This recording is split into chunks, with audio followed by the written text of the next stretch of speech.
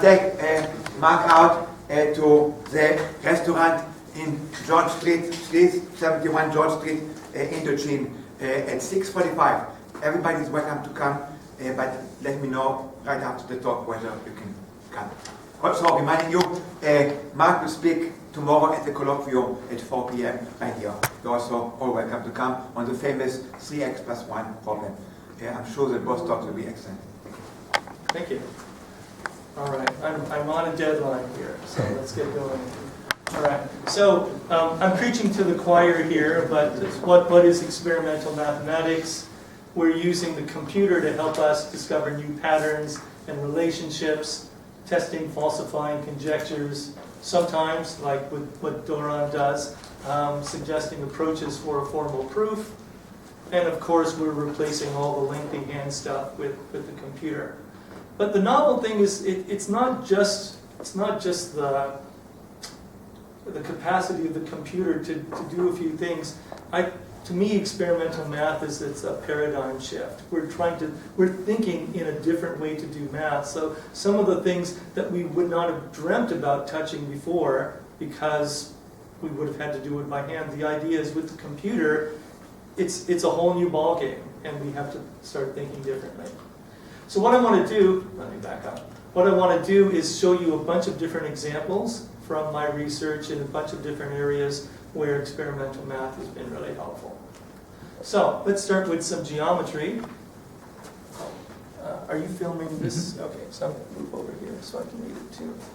So let's start. This is a classical geometry result. If you're given three complex numbers A, B, C, imagine the points in the complex plane.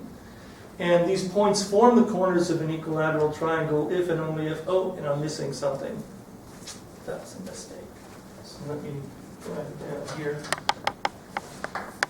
A squared plus B squared plus C squared equals AB plus BC plus CA. So this is a classical result.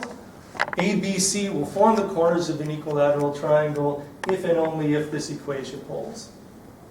And so we're going to use Maple to help us out. I thought, I've seen different proofs of this, and they're not complicated proofs, but they would pull in like geometry and rotations and stuff, and I felt a somewhat artificial way.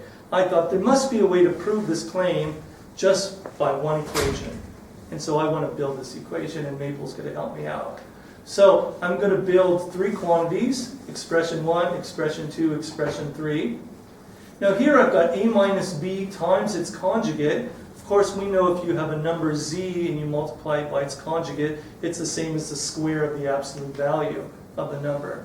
So this is just the square of the distance from the point A to B, A to C, and B to C.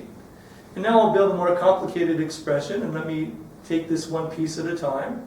So expression 1 minus expression 2, and then I'm going to square the whole quantity. Why do I want to do this? I'm motivating this big expression I'm building from one direction. Suppose we had an equilateral triangle.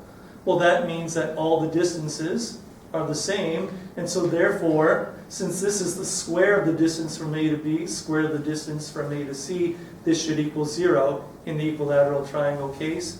Same with this expression, same with that expression. But now I'm going to take this whole big expression, which should equal 0 if I had an equilateral triangle. I will expand the whole thing and then factor it, and this is what comes out. And you notice that this quantity is just the conjugate of this quantity. And so when I translate this back into a classical equation, here I've got the sum of three big squares is equal to 2 times the square of this absolute value. So this is actually the formula I'm looking for. Why? If I had an equilateral triangle, everything on the left is going to be 0. And so that forces this to be 0. That's one direction. Similarly, if this is 0, this is the sum of three squares of real numbers. Everything there is forced to be 0, and we're done. And Maple will help me find the formula. Let's do a few other geometry-motivated results. This one's a little more complicated. So again, if I have a triangle, general triangle with vertices A, B, C in the complex plane, The Fairmont point is a special point in the triangle if you build equilateral triangles off of each side and then join each of the far vertices to the opposite vertex inside. All these line segments intersect in one point in the middle. This is the so-called Fairmont point. All of these angles are 60-degree angles. It always works out nice. So I thought there must be some nice corresponding algebraic expression corresponding to this kind of scenario. So let's see if you're awake. Can anybody suggest what motivated me to make this expression here? Does that remind you of? I'm guessing law of cosines. Yes, it's the law of cosines, right? And so what I'm doing is actually, this is the cosine of one of these angles in here. So I'm going to take the cosine of that angle, square it, and I have two of its buddies over here. In the equilateral, if this was an equilateral triangle, it ends up all of this would simplify down to 3/4. And I thought that must be some kind of optimal case. So what I did with Maple is I entered these expressions, and every time I see a square of an absolute value, I write this as a minus b times its conjugate. So enter all this into Maple. I subtracted 3/4, the special value in the equilateral triangle case. Take all that, expand it, factor it, and after I factored it, I got an expression which looked like this, where this mysterious p is this big polynomial here, which I would never be dreaming up, okay? But it just falls out naturally. Maple was able to produce this. So I actually have an inequality here. I have the sum of these three squares is greater than or equal to 3/4. It equals 3/4 in the equilateral triangle case, and in fact, it equals 3/4 if I choose the D, this point in the middle, to be the Fairmont point of the triangle. Things work out nicely. But again, Maple was able to produce this formula for me. This is, I won't go into all the details here. This is a yet more complicated, similar version. You see these kind of cosine law expressions come up. I've got a sum of 6 squares here. And this works out geometrically nice when one has a rhombus. And now I've got this expression p over here. P is more complicated. It has 62 terms this time. And this p will equal 0 if A, B, C, D are the corners of a rhombus. Again, something I would never have done by hand, but Maple does. You know, you have to know a little math to be inspired what to put in, but then Maple's able to produce stuff for you. Here's an interesting looking formula. I've got a product of 4 different quantities, and this equals the square of this other quantity. Where is this coming from? So let me remind you about Ptolemy's theorem. It has to do, if you have a circle with 4 points on it, we say those 4 points are concyclic. And Ptolemy's theorem says that your 4 points are concyclic if and only if this equation holds. What does this mean? So instead of looking at the symbols, what it says is the product of the 2 diagonal lengths is equal to the product of these 2 sides plus the product of these 2 sides. That's Ptolemy's theorem. So that's a nice classical characterization of 4 points being concyclic. The problem, a problem with using Ptolemy's theorem is, one, the points have to be given in a cyclic order, and if I just gave you 4 points A, B, C, D, you have to do some extra work to tell if they're cyclic or not. And then the other thing is, from a computational point of view, you've got these absolute values, which means you have to do square roots, etc. So there's a nicer characterization, a more modern one, and it's in terms of the cross ratio. 4 points are concyclic if and only if the cross ratio, this quantity, is real. And the nice thing about this is we don't have square roots, and we don't care about the order. The order doesn't matter. So I thought there should be some way to show that these 2 different characterizations are related. And that's what this Maple induced equation does. So I entered these 4 quantities into Maple, and then did the same type of thing, expanded and factored it, and maple was able to produce this. I had to recognize what was going on the inside, but it's not hard to show. So the left side, this is connected to Ptolemy's theorem. Why? All of these four quantities are the same, except I've got minus, minus, minus, plus, plus, minus, and plus, plus. So if one of these, if I said both sides were equal to 0, this last term, it's all positive, so that's not going to be the case. But the first three terms, they correspond to all the different orderings you can have to make Ptolemy's theorem work out. So one of these has to equal 0, and I've got all the possible orderings there. The right side, this is just a scaled version of the cross ratio. Do a little algebra, you've got a scaled version of the cross ratio. So this equation nicely shows the correspondence between these two different theorems. And again, maple does the work in finding that relationship. All right, one more. These are the scariest looking equations, and I won't go through all this. It took me a while to coax maple to find these for me. But I just want to point out here that I've got, you see the four different sums. Two of them are equal. Let's see, this one and this one. And I want to point out, so this holds for any general set of points A1 to AN.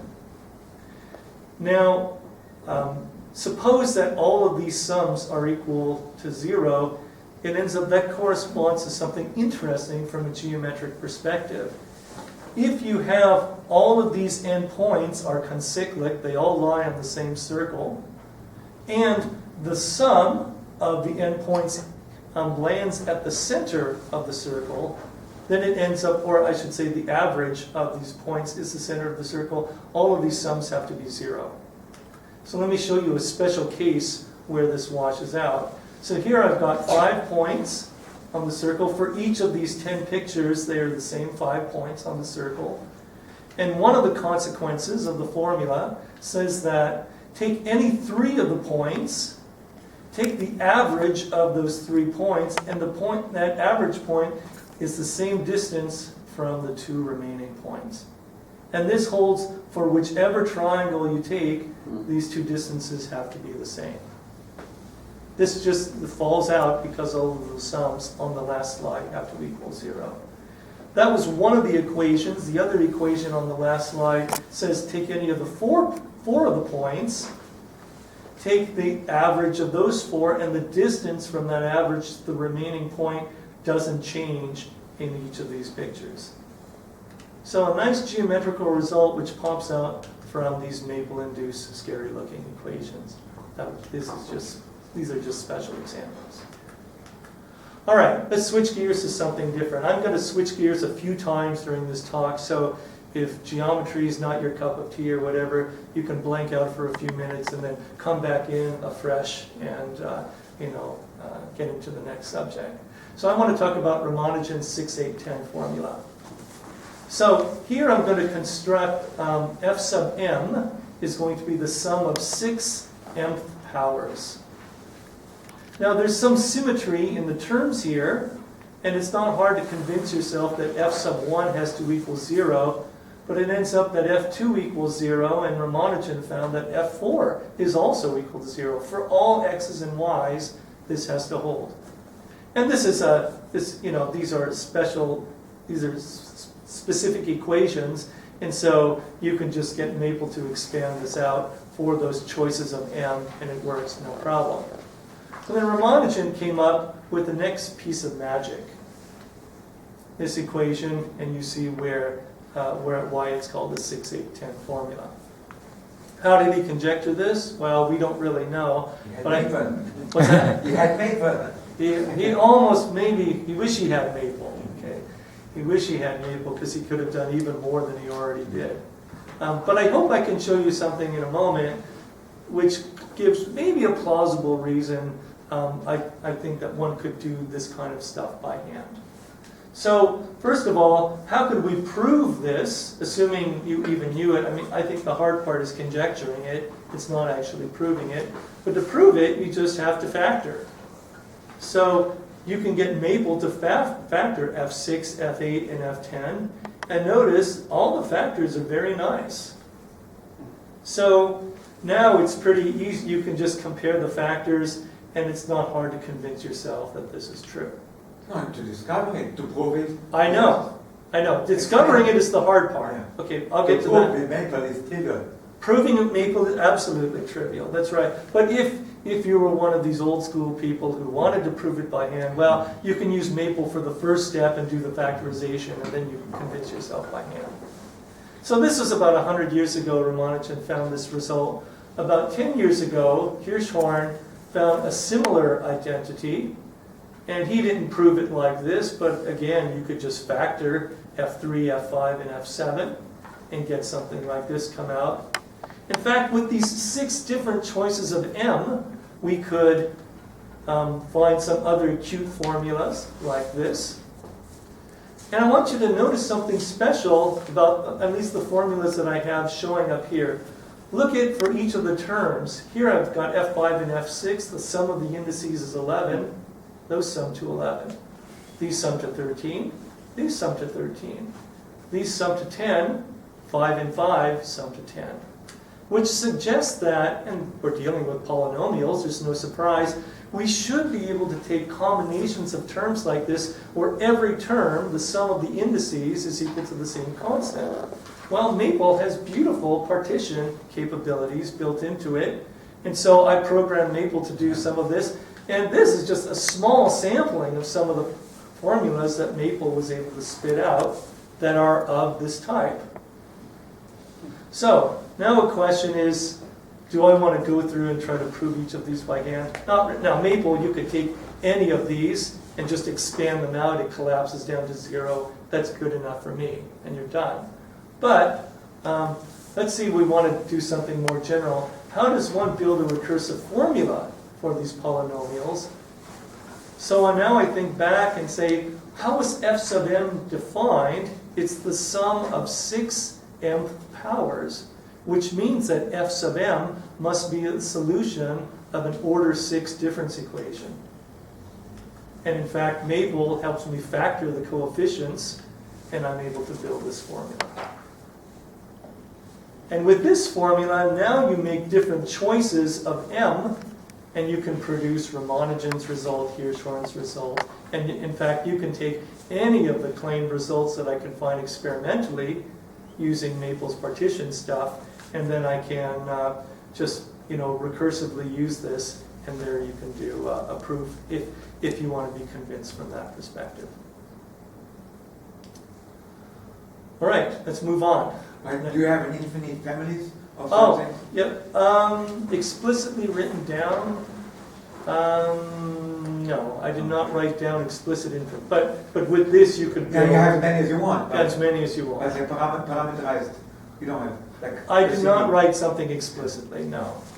I have a suspicion it's probably not too hard. Okay. All right, let's switch gears here. I want to look at some stuff with infinite series. And some of you might be familiar with this, but let's talk about, this is a formula for pi that was found in 1996. There's many infinite series representations for pi. This one caught some attention because the form of the right-hand side allows you to compute pi in base 16. You can get the base 16 digits in essentially linear time, with very little memory is required. So, now this formula is actually not too hard to prove once, if you were shown this.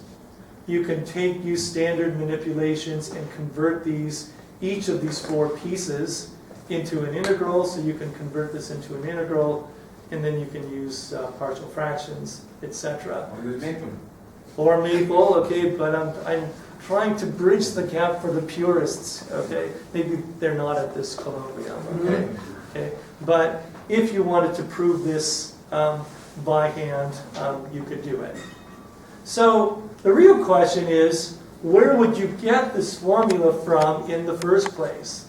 It's not proving it's true, it's where does it come from? So I could take a naive approach. See here, each of these terms is 1 over 16 to the n times some constant over 8n plus something else. So I could build each of these pieces and see what comes out. And you give this to your calculus student and promise them an A, and then they will produce all these formulas for you. Maybe on a good day, all right? You're your best student.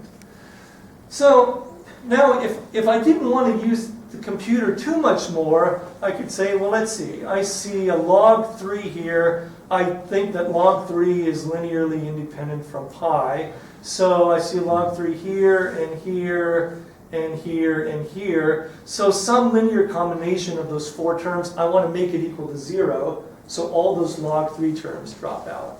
And I can do the same with log 5s. Of course, the pi's I don't want to get rid of. You have to be careful with some of these other pieces, maybe this log of root 2 minus 1. But here I've got arctangents as well, but you know that you can take some linear combinations of arctangents and get pi come out. So I don't want to just throw those away. So I'm not sure how if I was inclined to use linear algebra, I'm not sure how I would want to proceed with this. So we're going to try something completely different. So here's some Maple code. First, I'm going to crank up the precision within Maple, so I have 50 digits past the decimal point. I'm going to numerically evaluate those 8 different sums I talked about.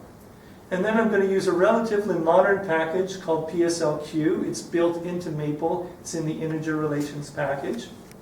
PSLQ, what it does is, if you're not familiar with it, you give me n real numbers, numerical approximations of those numbers, and it will look for an integer linear combination of those numbers, not all 0 coefficients, that's as close to 0 as possible. So, Actually, isn't LLL competitor of PSLQ? Supposedly PSLQ is more efficient than LLL. Or is it part of the LLL? This package has LLL and it has PSLQ in it. Okay, so here I've applied PSLQ to 9 numbers. You've got pi, and then these 8 numbers which we just generated up here. And Maple, now this is not a proof. The PSLQ algorithm is just, I'll say it's making a suggestion. It is a proof. Okay. It is a proof for me. It's a proof for Doron, okay? But technically, it's not a proof. It's not okay? a formal proof. It's not. Well. Never mind the pedants.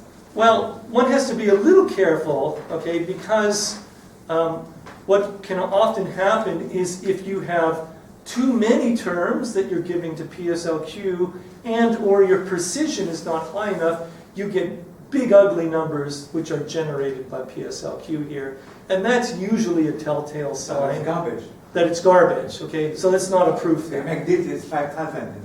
Right, okay. But I mean, there's a little bit of an art here to say how nice do the numbers that PSLQ generates have to be to convince you that these really are the right numbers. Now these numbers are so small that, all of us are going to say, this has to be the right number. No, but once you have conjectured number, you can make digits 10 times as much and check it again. You could. There's still a very small probability that you just get the same garbage. No, if you get big numbers, forget it. If you have small integers. If you have small integers come you out. make digits Right. 5,000 and it still works to the then it's a proof. You would hope so. It's technically not a proof, though. It is a proof for me. I understand. Okay.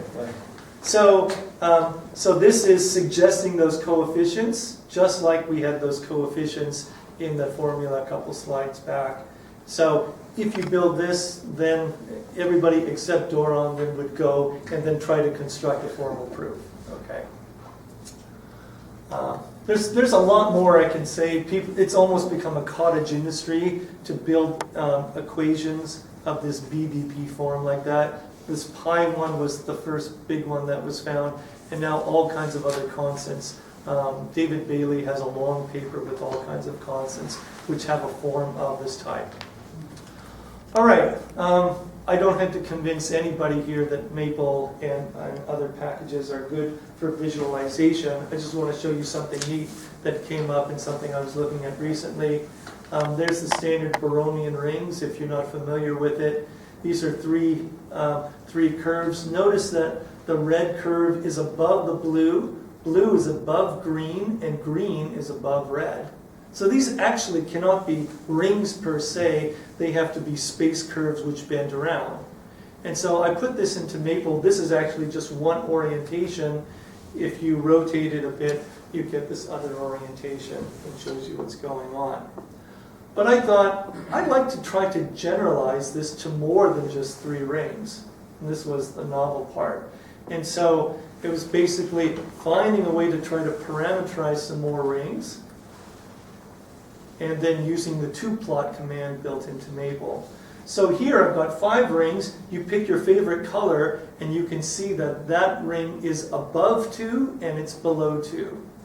And since I know there's kind of combinatorial people in the crowd, this compares with the Baromean rings, compares with the game rock, paper, scissors, because each one beats one and loses to one.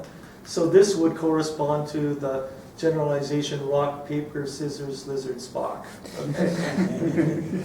and actually the code that I made, you give it any odd number, 3 or larger, and it will build this kind of thing, and you get this kind of thing. You can twist it around. But the point is, I could twist this around on the screen and get a good look at it and show it to my topologist friends and laugh and so on like that. And I was so entranced with this, my school bought a 3D printer a few years ago that I decided to try to make something out of it. So this is a nice sculpture I made. Yeah, I thought it came out pretty nice. And I just found out a few days ago that this piece was accepted into a math art exhibition this summer in Holland. So anyway, 3D printers, they're on the rise.